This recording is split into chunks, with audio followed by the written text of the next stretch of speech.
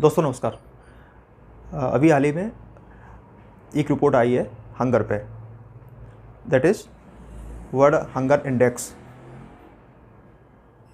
ये रिपोर्ट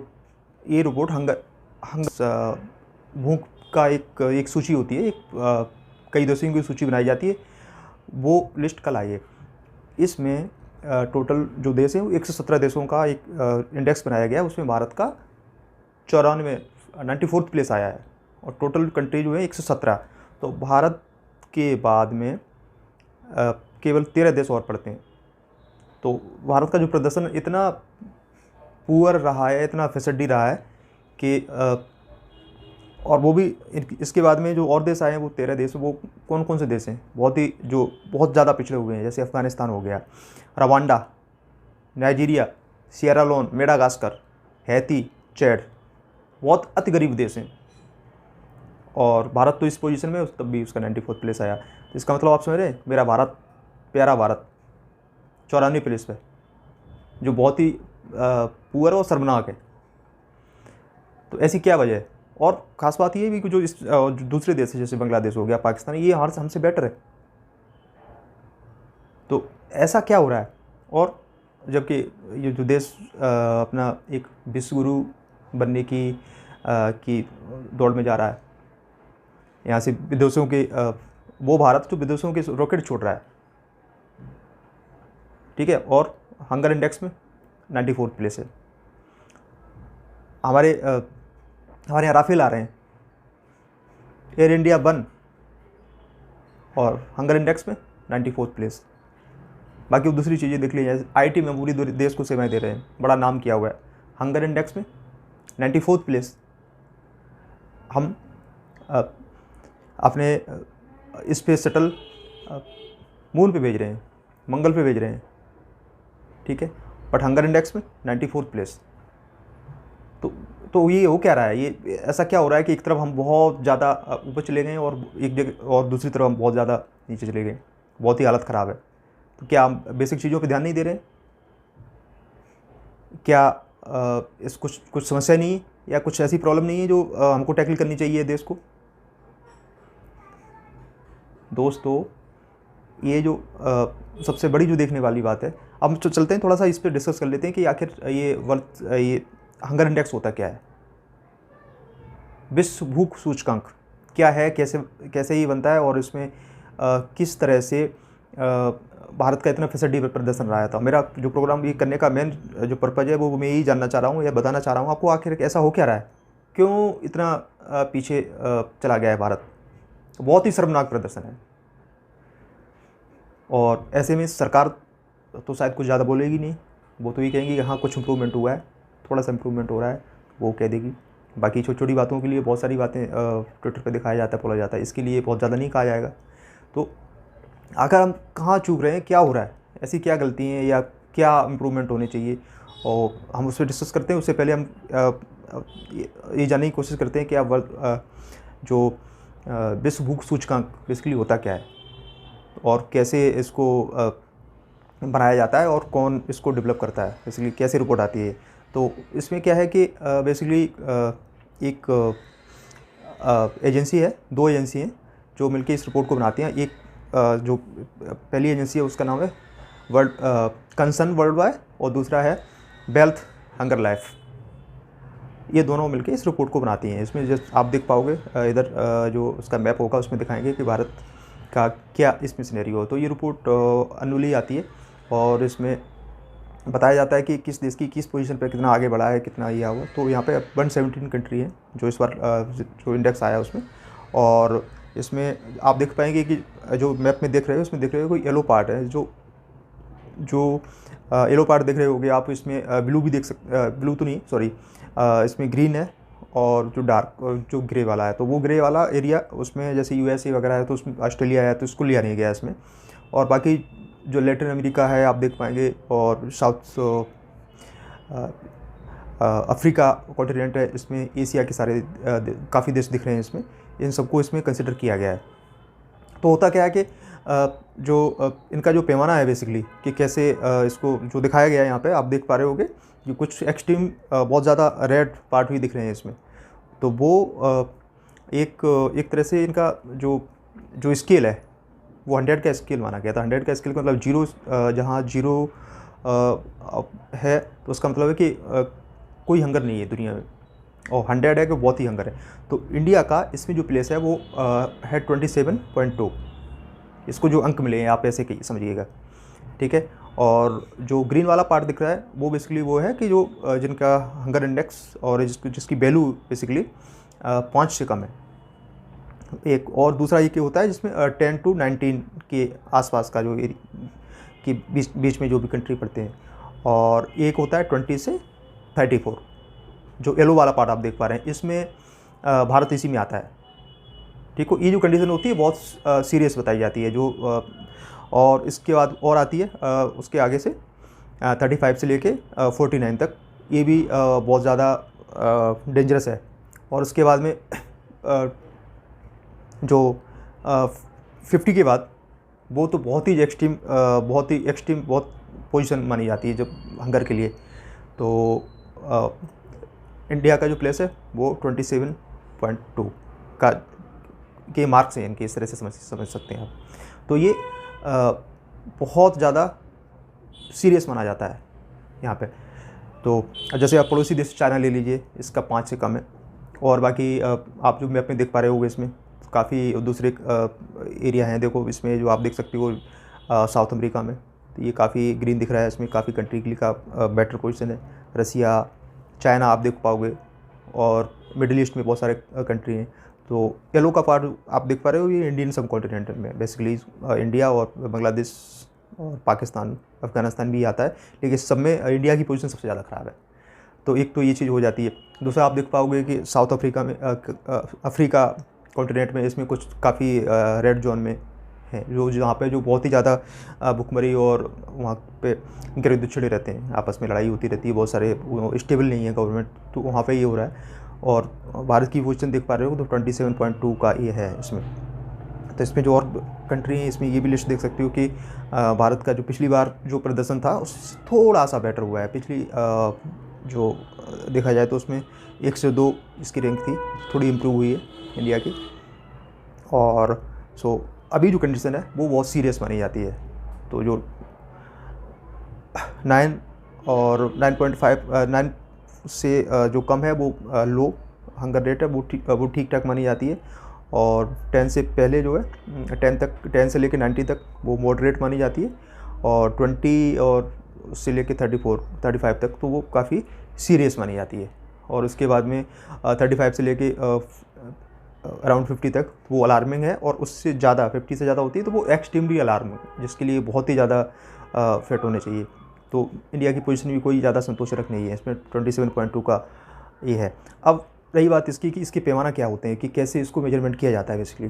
तो इसमें जो ये एजेंसियाँ जो मैप करती हैं कि कैसे आपने जाना है इसको कि इतना है, तो उसके लिए क्या है कि 3-4 उनके पॉइंट होते हैं जिस पे देखते हैं कि ये कितने खरे उतर रहा है कोई कंट्री। जैसे अल्पपोषण, एक होता है कुपोषण, एक होता है अल्पपोषण। अल्पपोषण का मतलब होता है कि जो जिनको पोषण कम मिल रहा है, जितना मिलना चाहिए उससे काफ़ी कम है, और जो कितनी कुपोषित आबादी है और इसमें कैलोरी की मात्रा काफ़ी कम है, पर्याप्त नहीं मिल रहा। दूसरा होता है कि बच्चों का पालन कैसे हो रहा है, जो छोटे बच्चे हैं 5 साल की से कम उम्र के बच्चों का जो उनकी हाइट है उसके हिसाब से उनका वजन नहीं है, तो इसमें दिखा रहा है कि इनको बहुत ज़्यादा मेल्ट्रेशन है, कुपोषण उनको काफ़ी ज़्यादा है। और बच्चे की देखभाल जैसे हो गया कि 5 साल से कम उम्र के बच्चों की जो के लिहाज से उनकी उम्र के हिसाब से उनकी हाइट कितनी है वो कम रह जाती है, तो वो एक पैमाना रहता है।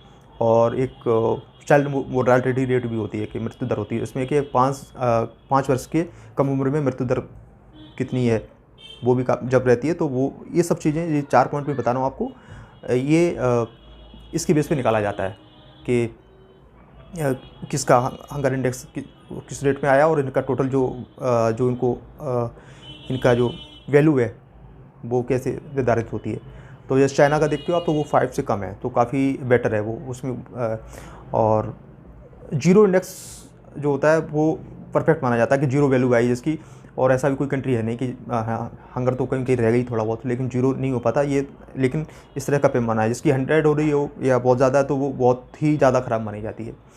तो अब ये चीज़ हो जाती है। दूसरा ये आप ये देखोगे कि ये जो डेटा है बेसिकली जो यहाँ दिखाया जाता है वो कहाँ से आता है। तो इसमें क्या है कि यूनाइटेड नेशंस की बहुत सारी एजेंसी हैं, उनसे कलेक्टिवली उनसे डेटा जो वो सर्वे करते रहते हैं, जो डेटा उसको मिला के तब ये उनके बेस पे रिपोर्ट बनाई जाती है। जैसे संयुक्त राष्ट्र का AFO, और उससे कुछ डेटा मिलता है, कुछ UN IGME से मिलता है, WHO से मिलता है, और DHS वगैरह से मिलता है। तो सबको मिला के उनको एनालाइज करके तब इस रिपोर्ट को बनाया जाता है। ठीक है, अब हिंदुस्तान की बात देखी जाए, हम अपनी इसी पॉइंट पे आते हैं कि 2013 से लेके अभी तक जो GDP जो बढ़ी है वो 50% तक का इसमें ग्रोथ हो गया है। उसके बावजूद भी पूरी दुनिया में जितने कुपोषित बच्चे हैं उसकी लगभग 1/3 33% के आसपास, 1/3 बच्चे हिंदुस्तान में रहते हैं, और उसमें 3 साल से कम उम्र के बच्चे होते हैं और जिनका वजन भी बहुत कम रहता है। और भारत में 5 वर्ष से कम आयु के लगभग 44 बच्चे जो ऐसे हैं जो वजन इनका कम रहता है। और ये जो आंकड़े इस तरह के हैं कि आपको ज़्यादा आंकड़ों में नहीं ले जाना चाहूँगा, जिसमें ये समझाना चाह रहा हूँ कि हकीकत क्या है। लगभग 72% बच्चे हैं, और लगभग 50% के आसपास जो विवाहित महिलाएं हैं वो एनीमिया से ग्रसित हैं, जिसमें खून की कमी है। ठीक है, तो अब क्या है कि भारत में बहुत सारी एजेंसी काम कर रही हैं इसके लिए, सरकार अपने लेवल पे कोशिश कर रही है। अब ये समझ लिया होगा कि ये कैसे कैलकुलेट हुआ है। अब जो देखेंगे कि इसके कारण क्या है, बेसिकली मेन जो है कि एक जनरल व्यू क्या है। बेसिकली क्या है इसमें, एक जो सबसे बड़ी बात है कि वो है कि अनइक्वलिटी ऑफ वेल्थ, आर्थिक असमानता बहुत ज़्यादा है पूरे देश में। कहीं देखोगे आप बहुत पैसे वाले लोग हैं, कुछ लोग बहुत ज़्यादा एक्सट्रीम पुअर हैं, तो दोनों का जो गैप हो जाता है, किसके पास बहुत ज़्यादा पैसा है, और कुछ लोग ऐसे हैं जो बहुत ही ज़्यादा गरीब, इनको खाने के लिए भी नहीं है, रोटी भी नहीं मिल रही। तो उस केस में क्या होता है कि जो देश में है बहुत ज़्यादा, अभी कुछ हाल के वर्षों में देखोगे तो बहुत लोग पैसे वाले जो औरतें और जाती है, जिससे जो गैप है वो बढ़ रहा है लगातार। ये बहुत बड़ा कारण है। इसमें होता क्या है कि जो पैसे वाला आदमी है तो वो जब उसके पास पैसा है तो वो कुछ भी परचेज कर सकता और उसको खा सकता है, उसको कोई दिक्कत नहीं है। लेकिन उसमें दूसरी समस्या हो जाती है कि वो दूसरी गलत चीज़ें खा रहे हैं बच्चे उनकी, तो उनकी भी ओबेसिटी वगैरह हो जाती है, डायबिटिक हो जाते हैं, हार्ट की बीमार पेशेंट हो जाते हैं। वो भी एक तरह का कुपोषण है। ओके, सो जो गरीब लोग हैं वो खा नहीं पाते क्योंकि उनके पास उतना ज़्यादा रिसोर्सेज नहीं है, पैसे नहीं है, तो रोटी के लिए कहाँ से करें।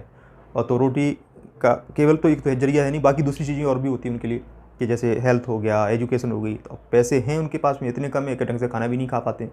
तो बच्चों के लिए भी, या जो गर्भवती महिलाएं हैं उनके लिए भी कुछ ऐसी व्यवस्था नहीं हो पाती कि ढंग से इनके लिए कुछ जो पोषक भोजन मिले पूरी तरह से, तो वो है नहीं। ये एक बहुत बड़ा कारण है। गरीबी बहुत ज़्यादा है, लेकिन इसमें थोड़ा सा जो मनी का डिस्ट्रीब्यूशन ऐसा हो कि थोड़ा से गरीब, उतनी एक्सट्रीम गरीबी नहीं हो, तो शायद इम्प्रूव हो सकता है। इसके लिए दूसरे और बहुत सारा अलग काम करने पड़ेंगे। ठीक है, तो पहला एक पॉइंट तो ये हो जाता है इसमें कि जो आर्थिक असमानता है वो बहुत बड़ा कारण है, एक मेन जो इसमें हम जो दिखाई देता है डायरेक्टली। दूसरा क्या होता है कि एक पॉवर्टी जो इसी से जुड़ा हुआ है ऑलरेडी, कि गरीब है तो वो एजुकेशन भी नहीं ले पाता है, तो एजुकेशन नहीं है उसकी, तो वो उतना साक्षर भी नहीं है। तो और खासकर लेडीज जो माँ होती है बच्चे की, या जो माँ बनने वाली है, उसको जानकारी नहीं है कि बच्चों को क्या खिलाएं कैसे, कि उसको एजुकेशन है नहीं गरीबी की वजह से। तो जब वो नहीं होता है तो वो ये कहावत है कि भूखे पेट भजन न होए गोपाला, ले तेरी कंठी ले तेरी माला। तो उसमें आदमी कुछ कर नहीं पाता है। तो एक ये बहुत बड़ा इसका जो कारण है कि पॉवर्टी, और उसके साथ में ये जो निरक्षरता है, वो जानकारी नहीं है उनको, तो ये भी एक है। दूसरा और देखा जाए कि रिलीजन और कल्चर, इसमें भी ऐसा है कि भारत में बहुत सारे रिलीजन भी कल्चर भी है, तो इसमें अलग अलग तरह के लोग खाना का जो तरीका है वो अलग तरह का है। बहुत सारे लोग शाकाहारी, वो मीट और दूसरी चीज़ें नहीं खाते हैं, इसका भी एक असर पड़ता है। और ये पोल्ट्री का बहुत कम है, लोग बहुत सारे अंडे और मांस नहीं खाते हैं, इससे भी एक फ़र्क पड़ता है। और पीडीएस सिस्टम है, आप पीडीएस सिस्टम को देखोगे तो इसमें क्या है कि सरकार गेहूँ चावल बेसिकली देती है, 2 चीज़ें देती है, बाकी चीज़ें उसमें रहती नहीं है। और देश में भी ज़्यादातर लोग आलू गेहूँ चावल पे ज़्यादा जोर देते हैं, तो उसके बहुत सारे कारण होते हैं, उनको पता नहीं है, और उनके पास पैसे भी नहीं है ताकि दालें ज़्यादा खा पाएँ। तो ये भी एक रीज़न रहता है, दाल नहीं खा पाते, या दाल है तो बहुत कम है, दाल भात है उसमें भात ही ज़्यादा है, दाल बहुत कम है, ये भी एक रीज़न रहता है इसमें। और जो पोषक तत्व और जैसे फ्रूट है, बाकी दूसरी चीज़ें, मिनरल्स वाली चीज़ें, तो वो उनको मिल नहीं पाती, ले नहीं पाती, क्योंकि उतना पैसा ही नहीं होता। और हकीकत देखी जाए, खासकर हिंदुस्तान में नॉर्थ इंडिया में, जहाँ पॉपुलेशन बहुत ज़्यादा है, जैसे यूपी हो गया, बिहार हो गया, मध्य प्रदेश हो गया, इनमें राजस्थान भी हो गया, इनमें ज़्यादा हालत ख़राब है। इसकी क्या वजह है कि एक तो बहुत ज़्यादा पॉपुलेशन है, और इनके साथ में एक पॉपुलेशन का भी बहुत बड़ा कारण है, जो मैं लास्ट में बोल रहा हूँ, क्योंकि इतनी ज़्यादा आबादी हो रही है, तो कहाँ से खाने के लिए आएगा, कहाँ से अच्छी चीज़ मिलेगी खाने के लिए जो उनके लिए हो पाए। और इस पे गवर्नमेंट कुछ कर नहीं पाई है, जिसमें इसको रोक लगानी चाहिए, या इसके लिए कुछ जल्दी से जल्दी कुछ पॉलिसी बना के लाएँ, तो वो हुआ नहीं। तो एक आबादी भी बहुत ज़्यादा है, तो इतना खाने को मिल नहीं पाता। गाँव में देखते होंगे आप लोग कि बहुत सारे जो लोग पैसे लेके आते हैं, और जिनको उनकी फसल तो हुई है, लेकिन उन्होंने बाज़ार में बेच दी, ठीक है, तो अच्छा माल बेच दिया, ख़राब रख लिया खुद खाने के लिए। जो लोग पशुपालन करते हैं, तो वो दूध वगैरह डेयरी भी बेच देते हैं, क्योंकि उनको उस पैसे से दूसरे काम करने हैं, है ही नहीं उनके पास इतना ज़्यादा, तो दूध बेच रहे हैं। उसके बाद उनको बच्चों को पढ़ाई, फीस की किताबें चाहिए, और दवाई मेडिकल की चीज़ें चाहिए, तो वो उससे पैसे से वो करते हैं, तो वो खा नहीं पाते हैं, पेट काटते हैं अपना, और तब अपनी पूर्ति करते हैं। एजुकेशन के लिए चाहिए, तो ये सब इसके रीज़न है। और दूसरा ये है कि गवर्नमेंट ने भी बहुत सारी स्कीम चला रखी है इसके लिए, कि कैसे भी यानी कि शिशु मृत्यु दर कम हो, और जो इनको माताओं को पोषण मिले, ठीक है, और उसके साथ में वो कुछ बीमारियां उनको कम हो, जो गर्भवती महिलाएं हैं, या उसके बाद में उनकी वैक्सीनेशन, और छोटे बच्चों की जो और बीमारियां होती हैं उसके लिए उनको वो किया जाए। इसके लिए बहुत सारी स्कीम चल रही हैं ऑलरेडी। जैसे मैं आपको कुछ उसमें अभी नाम बता देता हूँ, आपको आइडिया हो जाएगा। एक सबसे जो पुरानी स्कीम चलती है 1975 से, एकीकृत बाल विकास, ICDS, ठीक है। तो इसमें क्या है कि 6 साल से कम उम्र के बच्चों के लिए इसमें और उनकी माँओं को भोजन के लिए, प्राथमिक स्वास्थ्य के लिए, उनके वैक्सीनेशन के लिए, और ये सर्विस ऑलरेडी देता है। तो काफ़ी पुराना चल रहा है ये, लेकिन इसमें क्या है, इसमें बहुत सारे लूप होल्स हैं, पूरी तरह से सही पैसा उनको मिल नहीं पाता है, और चीज़ें जिस हिसाब से सरकार सोचती है वो उतना हो नहीं पाता है। हालांकि ऐसा नहीं सरकार को नहीं पता, उनको ही पता है, लेकिन फिर भी ज़्यादा कुछ सरकार उसमें कर नहीं पाती। और करप्शन का भी एक मामला भी। दूसरा है कि NHM, जो भी बाद में 2013 में शुरू हुआ था, राष्ट्रीय स्वास्थ्य मिशन, और इसमें ये भी शुरू किया गया बेसिकली जो कमज़ोर, जो सार्वजनिक रूप से जो कमज़ोर लोग हैं उनको हेल्प की जाए इसमें। और इससे भी क्या हुआ, इसमें घोटाले के नाम पे ही ज़्यादा आया, इसकी चर्चा हुई। वो नेशनल स्वास्थ्य मिशन था, तो वो ज़्यादातर घोटालों के नाम पे ही हमने सुना पिछले कुछ सालों में इसको। तो वो जो उसका मेन पर्पज़ है वो सॉल्व नहीं हो पाता है चीज़ों का। और एक 95 से एक मिड डे मील स्कूलों में लागू की गई थी। वो भी होगा कि बच्चा आएगा, जो गरीबों के बच्चे ज़्यादातर वहाँ जाते हैं स्कूल में, तो वो जाएगा तो उसको कुछ वहाँ पे कुछ पोषक तो मिल जाएंगे, शायद वो वहाँ खाना खाएगा दोपहर का। तो वो सारे बच्चे जाते भी हैं उसमें, तो वहाँ पे थोड़ा सा बेहतर पौष्टिक भोजन मिल जाता है उनको। एक ये भी एक पॉइंट है। और भी दूसरी Rajiv Gandhi scheme for the empowerment of indoor girls, ये भी एक स्कीम आई थी, सबला के नाम से भी जाना जाता है। ये 2011 में लॉन्च हुई थी।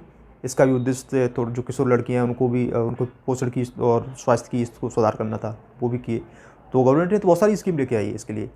और अभी एक आप देखा होगा कि जो गर्भवती महिलाएं उनको भी कुछ उसके लिए भी स्कीम है, जो पैसा मिलता है उनको, ठीक है, जो गर्भवती हैं या जो स्तनपान करा रही हैं, ठीक है। तो उसके 2010 में ये इंदिरा गांधी मातृ सहयोग योजना स्टार्ट की गई थी।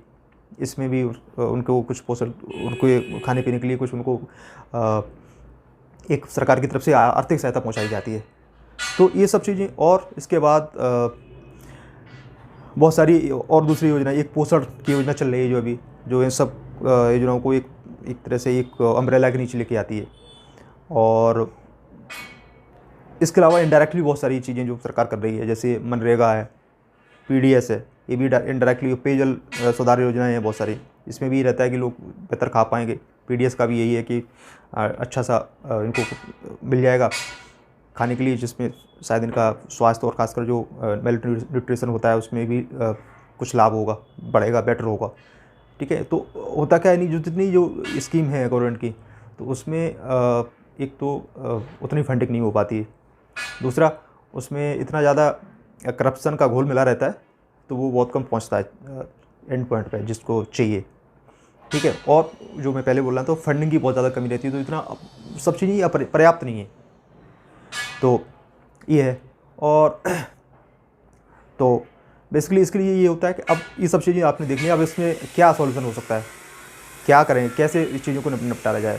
तो फिर वो कुछ उसके सॉल्यूशन हैं जो हम लोग भी जानते हैं। बेसिकली क्या है कि एक तो सबसे पहले पॉपुलेशन ग्रोथ है, उसको रोकने की कोशिश करने के लिए गवर्नमेंट को कोई बहुत अच्छी पॉलिसी लानी चाहिए बहुत जल्दी, और उसको पूरे देश में उसको इम्प्लीमेंट करना चाहिए। पहला पॉइंट ये है, इससे और सारी समस्याएं सॉल्व हो जाएंगी, क्योंकि सरकार ने प्रयास तो बहुत किए हैं, लेकिन वो पूरी तरह हो नहीं पाते। दूसरा, पीडीएस सिस्टम को और स्ट्रॉन्ग बनाएं, इसकी रीच है, इसको गांव-गांव तक काफ़ी पहुंच गया है, लेकिन और पहुंचाएं, और इसमें कुछ दालों का, फ्रूट और इन चीज़ों को भी इंक्लूड करें, कुछ और बेसिक कि अभी तो क्या होता है, दाल तो नहीं उतनी रहती, चावल और गेहूँ रहता है, तो इसमें चना, दूसरी दाल और पौष्टिक चीज़ उसको इन्वॉल्व करें, और उसकी क्वालिटी में इम्प्रूव करें। तो बहुत घटिया खाना उसमें जो सामान मिलता है, बहुत ही कहीं कहीं ठीक होता है, कहीं कहीं बहुत ख़राब भी होता है, रखा हुआ होता है, बेकार होता है। वो तो लोग सोचते हैं चलो फ्री मिल रहा है ले रहे हैं, लेकिन इस चीज़ पे इसकी क्वालिटी को और इसकी जो रीच है इसको बढ़ाना पड़ेगा, पीडीएस सिस्टम को। और जो दूसरे प्रोग्राम है न्यूट्रिएंट्स वाले, उनमें फंडिंग की कमी नहीं होनी चाहिए, तो उसको उसके लिए करे सरकार कि उसकी फंडिंग पर्याप्त और बराबर रूप से सही होती रहे। और उसमें करप्शन जो है, और जो चीज़ें इम्प्लीमेंटेशन में बहुत सारे इशू हैं, उनको बहुत ही सीरियस और प्रायोरिटी पे लेके इन पर काम करें, और मीन्स इम्प्लीमेंटेशन इनका इफेक्टिव होना चाहिए। और बात है कि जो परचेजिंग पावर है पुअर, वो भी बढ़नी चाहिए, क्योंकि वो इतना गरीब है, कर ही नहीं पाता। तो फिर वो बातें उस पर आ जाती हैं कि इसकी परचेजिंग पावर कब बढ़ेगी, जब उसका जो ज़्यादा कमाएगा, एम्प्लॉयमेंट होगा, और तभी चीज़ हो पाएगी उसके लिए। दूसरा, अवेयरनेस भी होनी चाहिए छोटे बच्चों के बारे में, जो माँ उसकी पढ़ी लिखी नहीं, उसको पता नहीं, या लोग उतना ध्यान नहीं देते उन चीज़ों पे। तो अवेयरनेस के लिए भी बहुत सारे प्रोग्राम चला रही है, लेकिन वो उतने ज़्यादा फ्रूटफुल नहीं हो पाए। तो इन सब चीज़ों को बढ़ाना पड़ेगा, तभी इस समस्या से निजात मिल पाएगा, और जो हमारा जो रैंकिंग 94 आई है, ये 4 हो सकती है। तो इन सब चीज़ों पे सरकार को फोकस करना चाहिए, और जल्दी से जल्दी इस शर्मनाक स्थिति से बाहर निकालने की कोशिश, यही हमारी गुजारिश है। और एक आम जनता की तरफ से हमारी जिम्मेदारी बनती है कि इन चीज़ों को समझें, और इसमें जितना सहयोग हो सकता है, जिस लेवल पे हो सकता है, हम लोग करें। तो आज के लिए इतना ही, धन्यवाद।